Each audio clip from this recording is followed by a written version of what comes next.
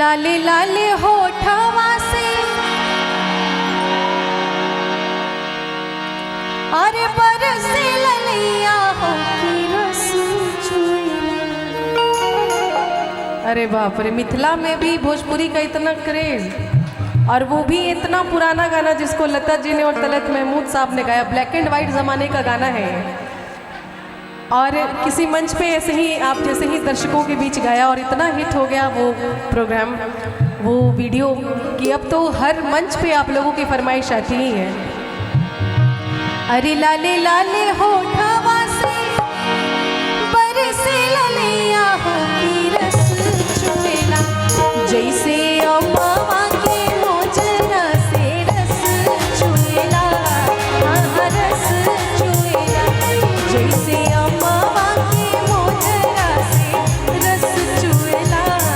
हाँ रस चुएला, लागे वाली बतिया ना बोला मोरे राजा हो करेजा छुएला। लागे वाली बतिया ना बोला मोरे राजा हो करेजा छुएला। तोरी मीठी मीठी बोलियां करेजा छुएला। हाँ करेजा छुएला, जैसे अम्मा के मोजना से रस चुएला। हाँ जी रस चुएला।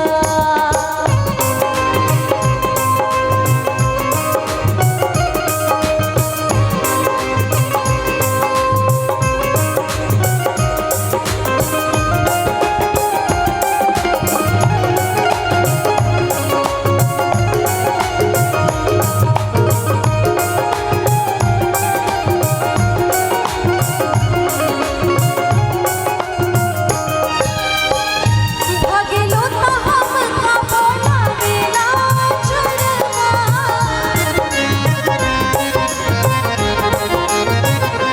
हो भागेलो त हमका बोलावेला चलवा। अखियाँ चुरावेलो त हंसेला कजरवा। हो हंसेला कजरवा, जिया के जंजाल भर हमरी सूरतिया डगर रोकेला। जिया के जंजाल भर हमरी सूरतिया डगर रोकेला, कि जहाँ जाई तहाँ लोगवा डगर रोकेला। हाँ डगर रोकेला, जैसे अम्मा के मोजना से रस चुएला। हाँ जी रस चुएला।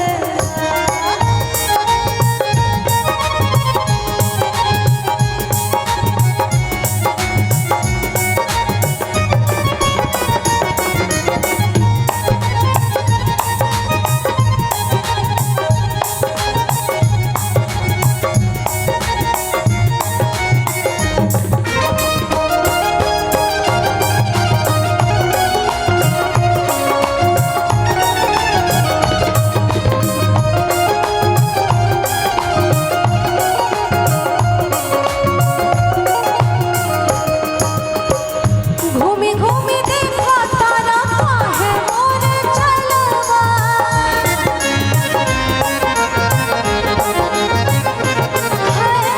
घूमी घूमी देखा तारा काहे मोरे चलवा।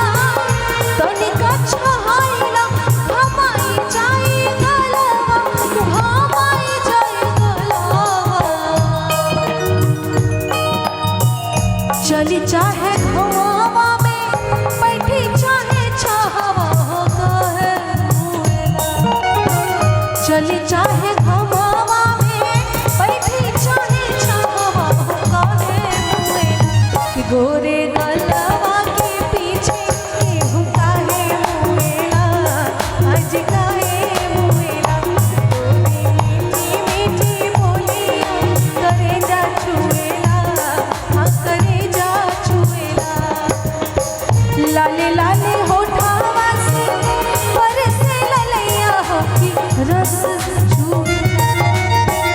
लाले लाले होठवा से बरसे ललिया हो की रस चुएला, कि जैसे